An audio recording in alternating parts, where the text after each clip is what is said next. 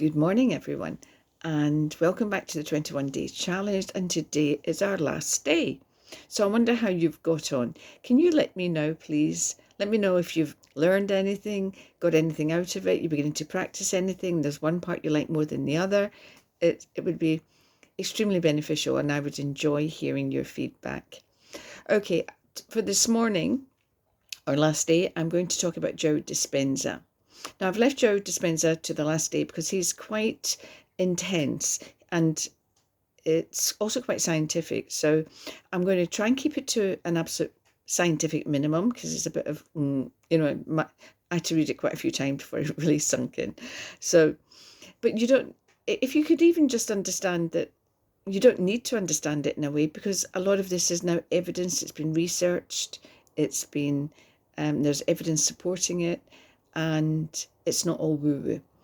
But briefly, Joe Dispenza learned from very harsh experience and doing lots and lots of workshops and lots of research, which I say is now. He works with scientists, that he works upon the benefits and the importance of our brains.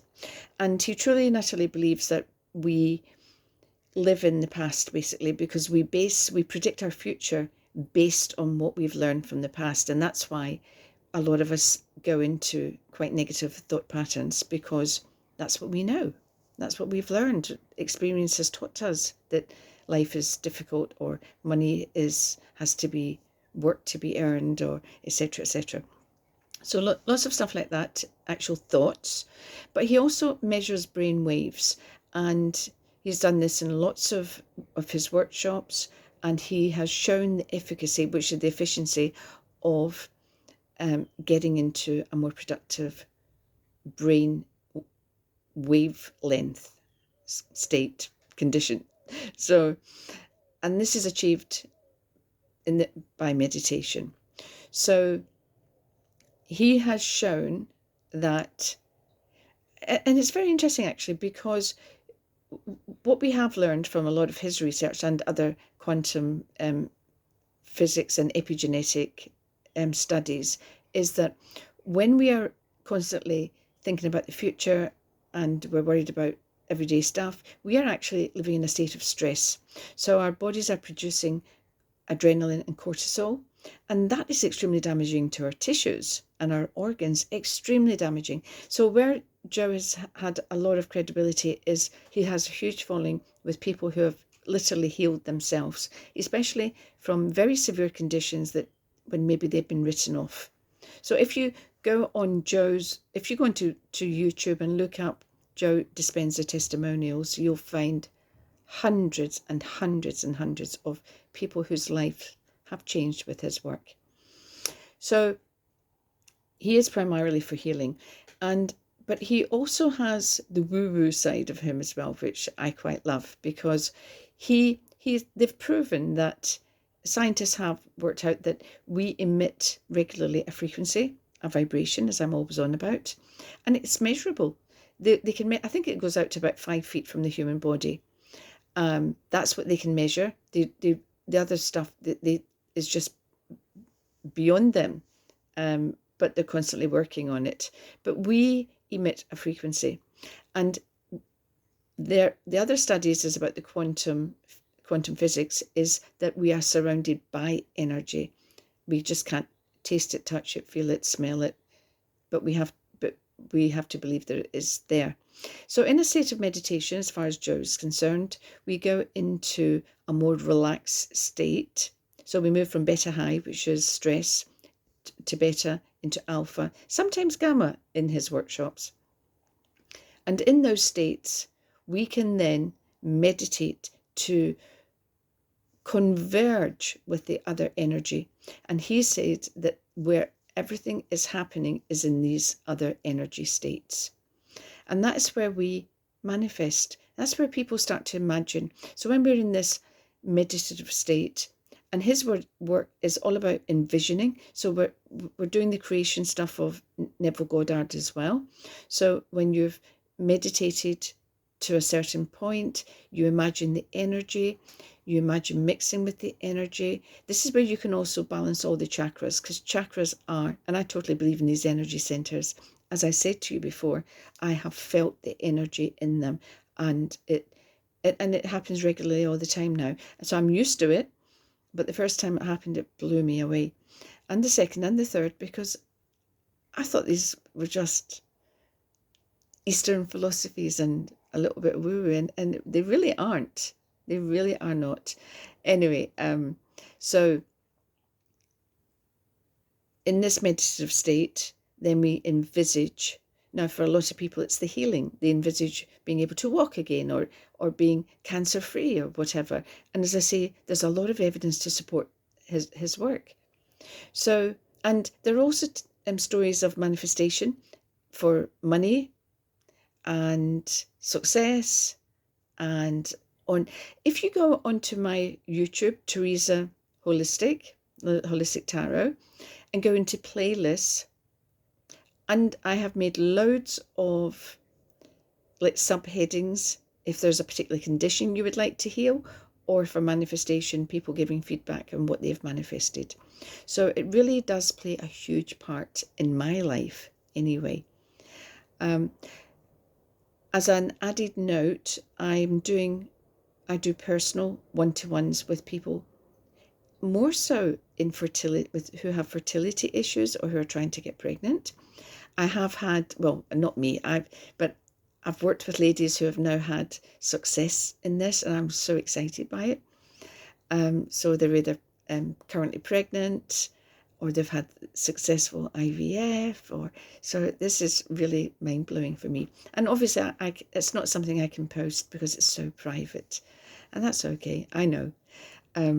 So if you have issues, you can maybe think about doing some. Joe's work is freely available if you read up on it, or go onto his website. His courses, which I've done actually, are pretty expensive. So, but this is why so many people copy his work. On an added note, Holly Jordan is a hypnotherapist that I've had communications with. She had her whole channel practically closed down because Joe's legal team told her cease and desist, or they were really taking her to court, because they go chasing after people big time. But Holly Jordan has started up again, and she gives a twist. It's her work, but it's a twist on Joe's. So if you're interested in Joe Dispenza's work, go to Holly Jordan. I think she's called Happy Head Hypnotherapy. So I will put a link for her underneath, and I'll put I'll try and keep Joe's work simple, because his style of meditation is not for the faint-hearted. It's not for everybody, because he can make all these weird voices, and how does he do it? Relax. And he drags the words out, and sometimes he raises his voice. I was startled a few times. I thought, my God, this is supposed to be calming. But what he's actually doing is very structured. He's getting your focus, and he's beginning to work to help change your brainwave from beta high to beta to alpha. So there's a method in his madness. So please give him a try. Tell me what you think. I'll put hopefully maybe one or two of his softer that I can find on YouTube. If you really like his work, then it's worth investing in. But there are loads of copies until they get taken down by his legal team, freely available on YouTube. And I think his work is wonderful. I would actually say he's sort of changed my life. Not so much for the manifesting good stuff, but although I think I've decided to up my practice a little bit, because I've done the one thing recently that I advise clients not to do, and that is I didn't get clear enough about my house hunt.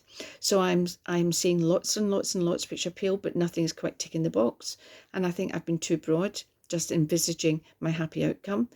Although I do envisage my happy outcome every time I leave a property, and I think, you know what, it's out there. It's in my vortex, as Esther would say. So please let me know if any of the people I've introduced you to, if you hadn't been aware of them before, and if you found them useful and you've enjoyed working in a different way towards manifestation. But hopefully you're realizing that it's not a magic spell. It really is about our vibration. And this is the essence. It's about our vibration. And our vibration is controlled by our thoughts. And that's it in a nutshell. So, and we are all works in progress. And the thing is, we are human beings. We will never stop wanting, and that's okay. We live in a very abundant world and a very, very, very, very not limitless universe. So when I finish manifesting my new home, I'll be on something else. And I think you should too, because this is limitless. And we have to understand, and the one thing about Abraham's work, Esther Hicks, and because it's channeled, and I have such a powerful belief in spirit and channeling, good channelers, authentic channelers, but her work really resonates with me. So when Abraham is talking through her and he's saying, you are meant to be joyous, you're meant to be happy, there is no limit. You put limits on yourself, and I truly believe that, because I used to think I was greedy to want anything more than, but I've got my health, so I'm okay. Why should I be wanting a new car? Want a new car, have a new car, want a bigger house. But for a lot of people, it's more simplistic than that. It's real basics, which a lot of us take for granted. A lot of it is health issues and fertility issues, which I come across over and over and over again in my counselling work, in the psychotherapy, in the tarot, in mentoring and spiritual guidance. So please remember, energy is crucial, thoughts are crucial, but remember to be grateful. Remember to give thanks. Be grateful for what you've got. And it's not being goody, goody, goody. It's a fundamental part of manifestation and learning to be who we are meant to be. And that is appreciative, joyful, and free. Bye for now. I hope you've enjoyed the challenge. Take care.